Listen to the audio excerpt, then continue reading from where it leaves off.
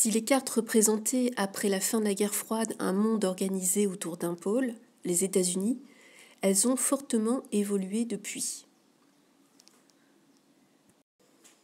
La puissance américaine s'exerce désormais dans un monde polycentrique dont les centres se répartissent entre plusieurs continents, ce qui complexifie les représentations cartographiques. Dans le même temps, les cartes montrent un monde pluriel. La création de richesses progresse, mais la pauvreté demeure une réalité pour les populations de nombreux pays.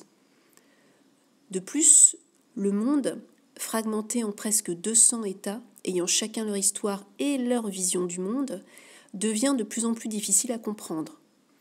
Les cartes peuvent nous aider à décrypter des tendances et des évolutions, même si leur discours est souvent incomplet ou partial. En voici un exemple. Alors, petite devinette, quelle est la source de cette carte?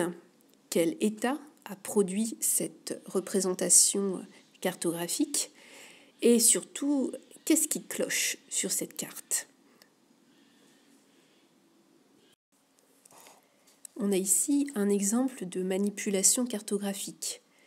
Il s'agit d'une représentation de la péninsule coréenne, représentation faite par la Corée du Nord en 2008 à l'occasion de son 60e anniversaire. Et ce qui frappe, c'est qu'il manque quelque chose sur cette carte. Il manque la zone démilitarisée le long du 38e parallèle nord, c'est-à-dire la frontière qui existe depuis la fin de la guerre de Corée, depuis 1953, entre la Corée du Sud et le régime dictatorial de la Corée du Nord.